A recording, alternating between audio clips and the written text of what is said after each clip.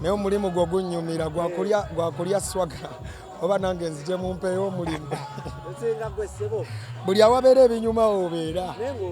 ndi stede taata sanyusa okulaba omanyi twagadde okuddamu tukunoonyeeko twogeremukko naawe oluvannyuma lw'abasajja okujja ne bakwendoosinga ne bakuwa n'omudaali omuwanvu ogukoma eno omudaali gwa zaabu kyongereko zaabu ye golodi zaabu ye golodi oli bamwita white gold omudaali gye guli mu museum abasajja bano kyabawuliza twogerezeganya bulungi era projekiti yaffe etambula bulungi era ennaku zino mbeera nnyo mu bbaala nga monitoring omulimu gwange kitegeera so progress simbi sofa abantu oluyimba balwa appreciatinze bulungi. It's actually one of my biggest stage stormers. Buli lwe luzanya abantu babeera shocked okulaba omuntu abadde ayimba music aseerera ate nga akalubizaamu okitegeera so I think it was a good move for me. It kyablendinga nnyo bulungi mu artistry wange okitegedde and I love them. Fwe twakutegerera myaka nga 5 emabega wali musajja muwandiise ng'oyimba naye ng'osinga kwettanira nnyo kuwandiikira abayimbi. Ennaku zino tukulaba kati ekintu kyekwasaganyizza okyawandiika ennyimba owandiikira abayimbi. Nze ndowooza omuntu yenna abeera creative okitegeera kati ffe gwe tukumanyi nga munnamawulire okitegeera oluusi tetuyingira mu details ani yakutte kamera ani yakoze eki so gwe ebintu abantu balina biraba nga bwe biri balina biraba nga bwe biri. Okuva watandika okuyimba Sojah challenge ensizi wali osanze? Challenges nyingi nnyo hunger and anger okitegeedde ebintu bingi nnyo kati nga obadde kanyongere nkulambululiremu ku kyokuwandiika nze ndowooza okuwandiika n'okuyimba enjawulo ntini nnyo okitegeera lwa nsonga kati gwoyimba biki ani yakutuma oba tolina byayimba ani yakutuma nze ndowooza nti n'omuntu ne babeera bamuwandiikira naye yeewandiikirayo kubanga obeera muyimbi kyekikwawula ku balala okitegeera toli wa karaoke okitegeedde nze ekyo kye ndowooza so nze sirowooza nti kyamagezi okwawulamu mbu bw'oba writer tolina ate kuyimba. Abantu balina music ku mitima gyabwe gwe baagala owa abantu. But waliwo omukulu abamu betumanyi naddala big dog wano betuyita ba big dog mu industry omukulu bebekulu yagamba nti tosobola kuwandiika the same time noyimba nobeera successful. Nze ndowooza abantu bangi abeewandiikira ate nga bali successful. Jose Chameleone yeewandiikira si ye nnamba emu waffe ani amuwandiikira nakawulira juzi awo mbu yafunyeyo amuwandiikirayo kamu bubiri naye zonna ennyimba ezatukuba yali azeewandiikira. Bobi Wine yeewandiikira kale wabeerayo eyo assistance gye bakuwa mu studio nga bw'omanyi mubeera mujaminga ne banno naye nga yeggwe akulembera role eyo ey'okuyiiya okitegeera ebiseera ebisinga kinatandikira ku ggwe. Tuwulira ennaku zino tuwulira oba music ogwoyimba wakyusaamu kuba emabegako abantu baali bavaayo oba allegations zavaayo nga ziraga nti Sojah engeri gyayimbamu yeefaananyiriza omugenzi. wawe nafaananira omugenzi era wawe saamufaanana. Mbadde njagala onambululiremu kubanga mbadde simanyi nti nakyusa mbadde simanyi era muganda wange olunaku olwaleero onkubye enkyukwe mbadde simanyi mbu nakyusaamu byennyimba no samayo omu kati kankubuulira ekintu kimu nze nga sinaba sayininga na Red Zone nali nyimba dancehall reggae ne dancehall kati then bwe nayingira mu Red Zone nentandika okuyimba soft music oba goyinza okuyita R&B oba goyinza okuyita afrobeat ali soft agonda okitegeera oba zuuku ebyo so nzize enkyuka gwe atamanyi okitegeera and I change for the good naye mbadde simanyi nti leero nakyukirawa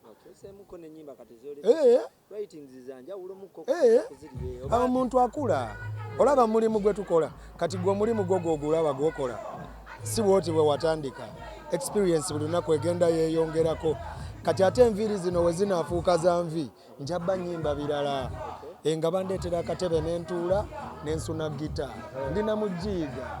tikyoyogera tugenda mu kulonda kwa Uma oli memba mu Uma ndi memba ndi memba akalulu kalaba we katambula mbiraba kakuyege mulaba ani gogenda okulonda ku Cindy ne King Saha Cindy ne King Saha bonna mbaagala naye njagala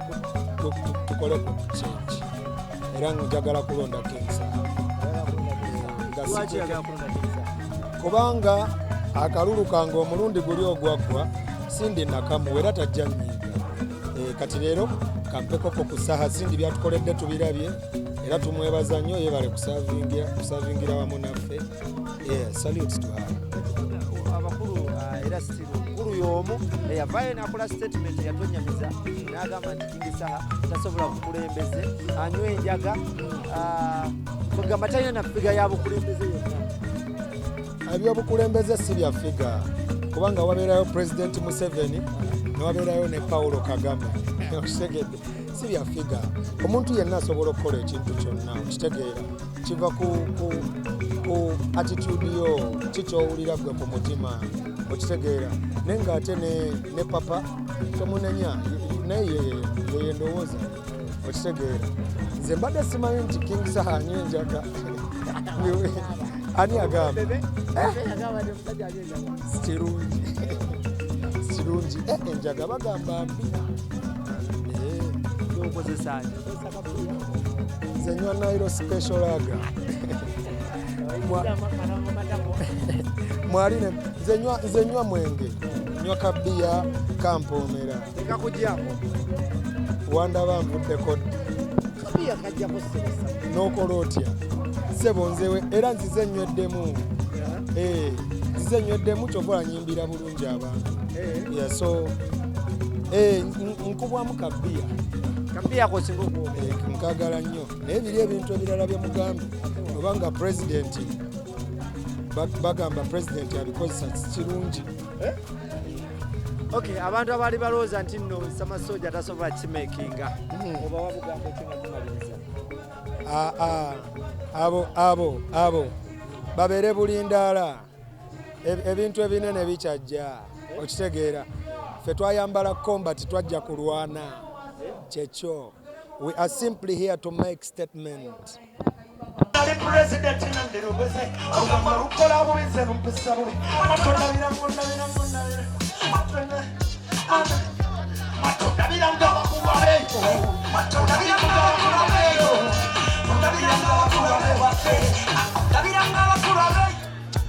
Is it a global panic when I write all the lyrics and you're a supplement make you sit like Titanic yo singing a lot of hootin' and a dance a lot of hootin' mama them think I'm young get the business getting all of yo I think to be the type of woman of producer entertainer a restaurant and the woman should have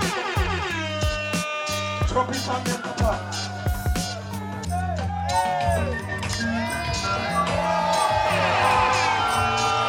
let's not say my Sojah okuva ku mutwe paka ku kamera kasembayo amaso nzira lafu kola kwe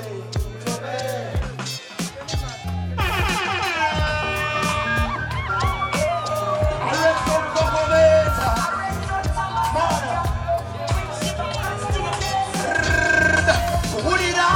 okuva ku muti paka ku kamera kasembayo amaso gawena lutulumu abakulomu bakatogere nzira lafu omezi ntobe eriyika mwengisimula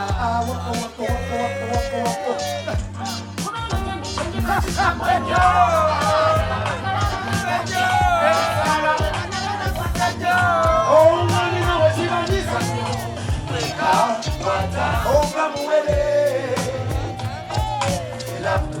será tu cuida no tens leta no te querer baby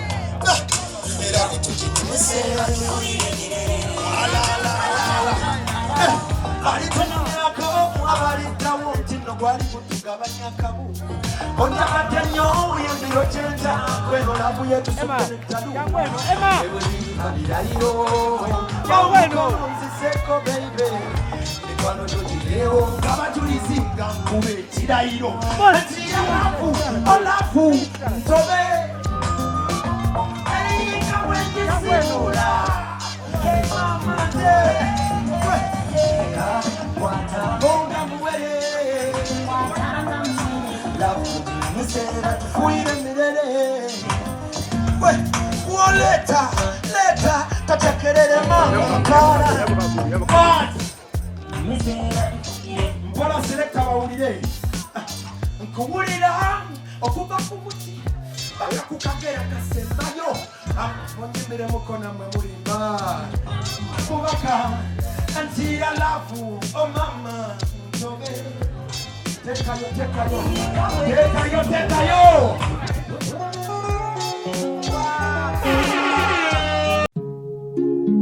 Oyagala omukolo gw'ogwenjawulo gubeere n'ebijjukizo mu nnyumba yo kankwanjulire King Montage Photo Studio ffe bakafulu mu kkuba ebifaananyi n'okukola vidiyo olina wedding birthday party kukyala nika baby shower photoshoot oba music shoot na buli kimu kyonna ky'oyagala ffe tusobola okuwa ebijjukizo ebirungi eri ebirooto byo ate nno mwana wattu kusintiiza omuntu wa bulijjo tusange bannankulabe ku bitaala ku Prime Tower level 3 room D04 okumanya ebisingawo tukubire ku nnamba zino noti 7 noti 2 emu noti 4 emu 25 oba noti 755 3 731 oba noti 777 noti 23 4 noti 5 King Montage Photo Studio ffe tusobola okuwa ebijjukizo ebirungi ate nno mwana wattu kusintiiza omuntu wa bulijjo